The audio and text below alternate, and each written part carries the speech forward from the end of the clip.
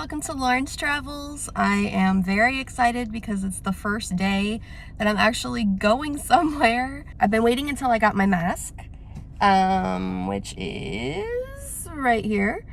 And I finally got my mask. I feel comfortable going out somewhere that's non-essential. I'm excited to go outdoors, get some sun, get some exercise. And I'm at Lou Gardens today, which is in Winter Park. I did a whole video about Winter Park's museums, so I'll link that here if you haven't seen it yet. So I'm just gonna walk around and look at some pretty flowers. Since I missed out on Flower and Garden Festival at Epcot, I'm gonna look at some pretty flowers here. So enjoy this montage and I'll get back to how I'm creating some Disney magic at home.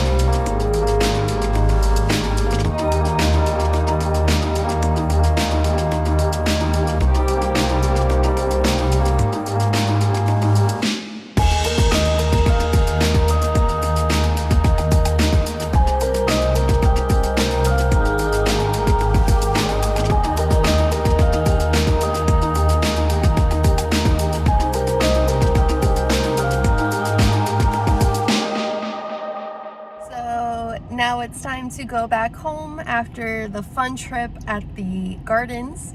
I'm going to show you how I'm keeping some Disney magic alive at home. I recently did a Harry Potter day at home, so if you haven't seen that video, I will link it here for you to watch. I made my version of the Nutella waffle that you can get at Magic Kingdom. I didn't have any strawberries, I ran out, but I did have blueberries, bananas, Nutella. It was a nice little treat that I could recreate at home from the parks. I also got some pin mail that I'm very excited to open up. Sometimes pin mail can either be purchases that I've made or trades, so this is a little bit of both.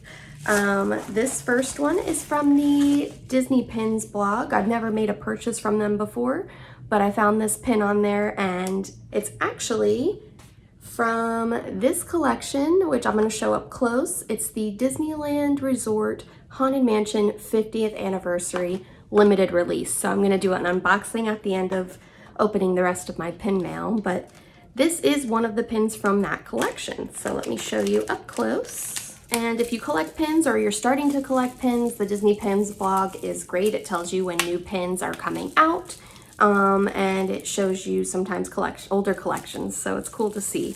And there we go. That's one of the pins from this collection. And it is the arm that's like paving itself into the wall that you could see towards the end of the ride.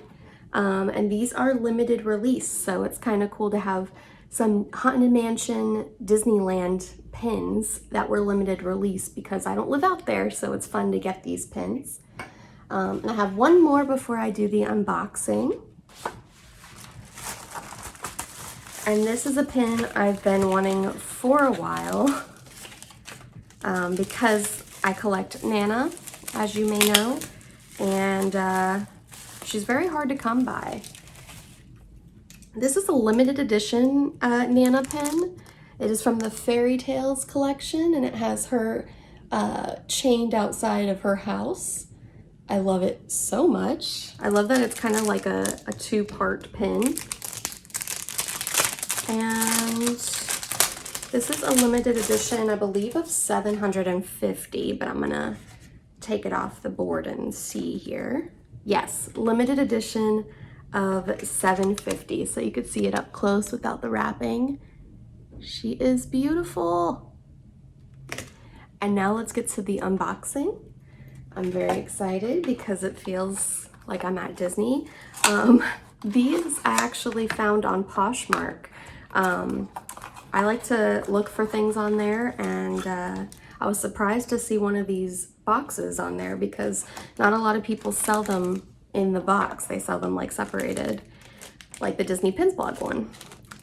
So it comes with 2 mystery pouches, so I'm gonna open them up and see what's inside. So I already have the one that we just opened in the beginning, and that's the hand that's paving itself in.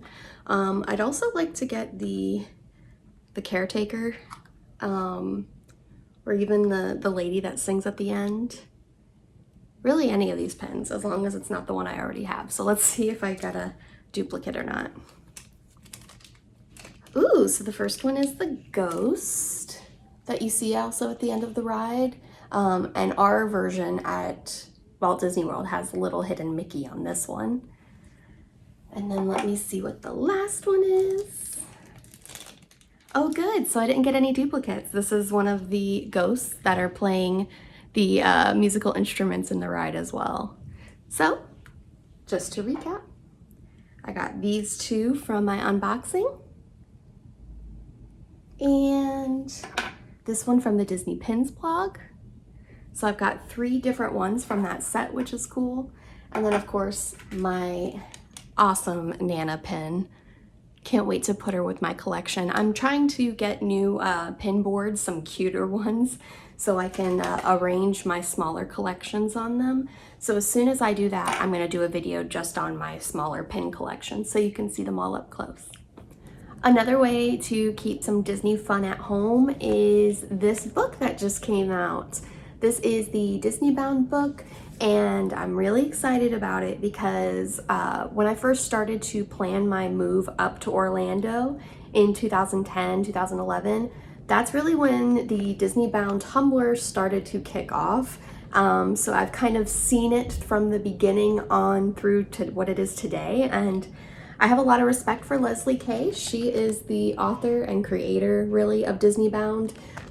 So I like that all the success has come to her. Now she has a book, and there's a lot of familiar faces in the Disney community in this book. So I'm gonna show you a few pages really quick, and then at the end of this video, you'll see a Disneybound I created from what I had in my closet, but I haven't Disneybounded in a while. I've only done it a very few handful of times. I'm more of a spectator in the Disneybound world, so I really like to see what other people put together. But I'm gonna put something together towards the end of this video, so stay tuned. So I'm actually reading the book, but I did have to flip through it when I first got it and see all the pages because I knew I would recognize some familiar faces in here. And the Disneybound book basically tells you how to incorporate what you already have in your closet and put together a look. It's not supposed to look like a costume by any means. It's supposed to reflect your style, but also reflect the colors or anything symbolic of the character you're going for.